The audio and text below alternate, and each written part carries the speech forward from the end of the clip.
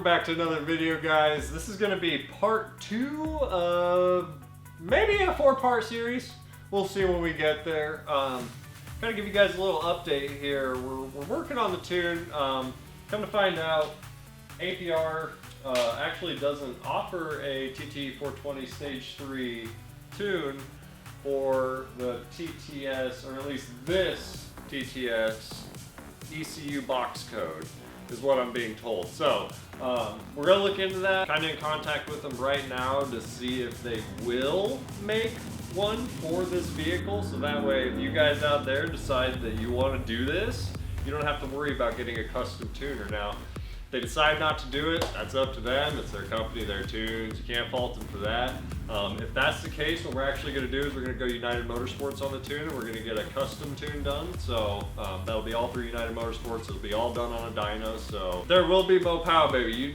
UM is known for making pretty powerful maps. So it's going to be awesome either way. I mean, regardless of whichever way you go, you get Mo Pow, baby. But it's going to be awesome. We'll keep you guys tuned on the tunes, so definitely subscribe, hit the like button. Today what we're going to be doing though is putting in the TTRS fuel pump and the fuel pump control module to match it. So we're going to get that put in today.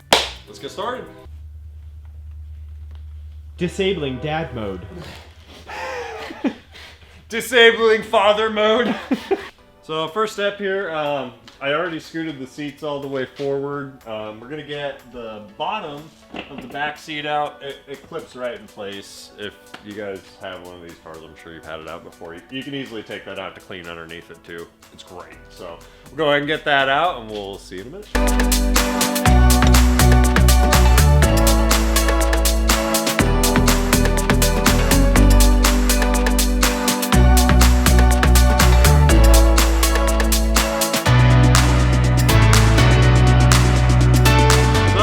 First thing you're going to do here, unclip. So this is actually what you're going to piggyback into for the fuel pump control module, is this connector right here. We'll go ahead and unplug that. You haven't done it already, disconnect your battery. I haven't, because I'm a savage. Oh, there we go. After you get that out, literally all you got to do is kind of pry this up. There's some glue on it. There you go. You don't want anything dropping down into your pump. You can see, or into your tank, I should say. You can see on top of this fuel pump here, there's like a ton of nasties, sand and stuff, dirt. Blow that out with like a canned air or something. You're either gonna want to blow it out with some shop air, or you're gonna want to blow it out with a can of air, or whatever you got. So, you can see on my particular vehicle, a lot of this stuff is held in by duct tape. I bought this car used. I'm not 100% sure if... Yeah, there's like actual duct tape over here. This is like different. So once you get to this point, you got your cover off, you've blown everything out, you know, best you can, most part. I mean, it's good enough. It'll be all right. There's nothing really big in there. It's gonna drop down for me anyway.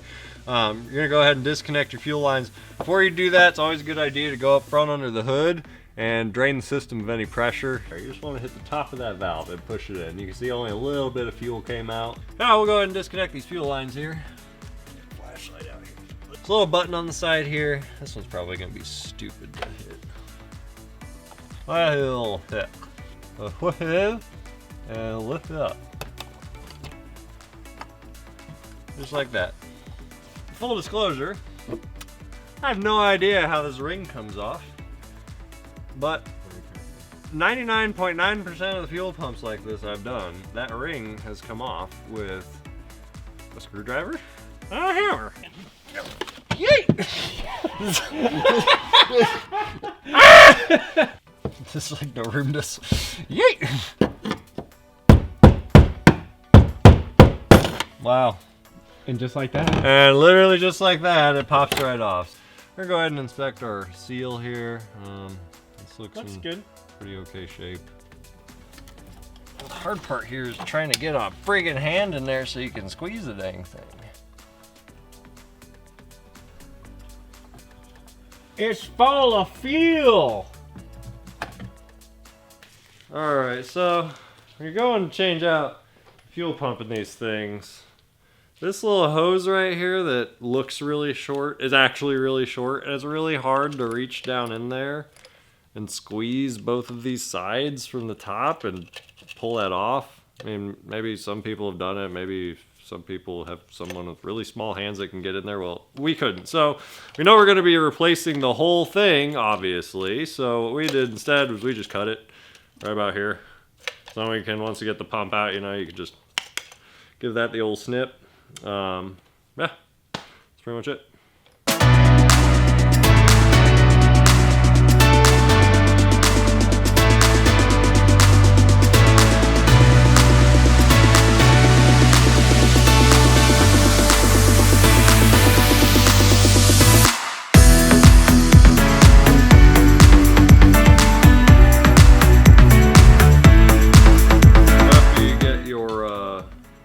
Fuel pump installed, you're going to go ahead and grab your harness here that comes supplied with the torque bite module. This is a harness you're going to use for everything. So this is going to hook up where that little green box that I just showed you, this is going to hook up right where that is. This is going to plug right into the fuel pump, and you can see it comes with the really thick gauge wire. So let's actually take a moment to compare these two. And you can see the connectors are identical between the TTRS, the TTS. They use the same style of connector and everything. But yeah, you can definitely see here the gauge of the wire, just how much smaller gauge wire this is. I mean, yeah, it's relatively thick, still not thick enough to run that pump at full duty cycle. So that's the reason why we're doing this, and it's important that I think you guys know about this, because if you don't, you're going into fuel cuts, and you know, depending on what you're doing, that could be a bad day. You could get lucky too. So, boy, those are some thick cables. The wire's through about 2 ways. Ah, there she blows. Real fucking mess of wiring here. This is our, which one is this? This is our power for the module. So this is where the module is going to get its power from. It's also big, obviously, because all of this electricity is going to go right back out to the pump. So what I need to do right now is I need to strip the ends off of this and put a couple connectors on so I can hook it directly to the battery in the trunk. You can see I've shortened this wire significantly. This is how much I cut off. Probably only need like that much. But you never want to shorten. Yeah, but I'd rather be a little long and a little short. I can always, you know, this is already kind of got some memory to it. I can coil it up and zip tie it and put it underneath where you won't see it, so.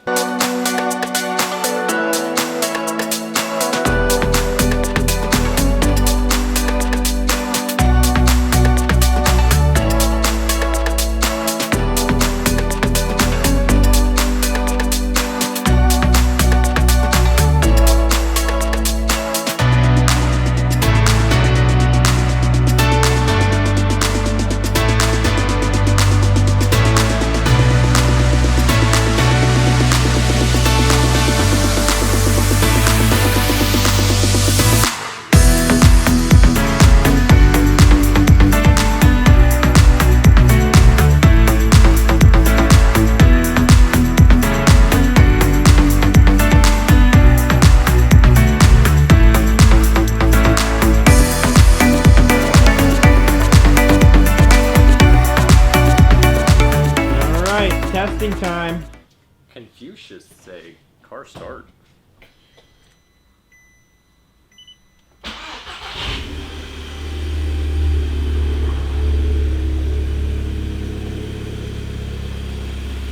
Okay. Got lots of errors on the dash, but that's okay. No check engine though. Alright guys, so that's going to be a wrap for today's video.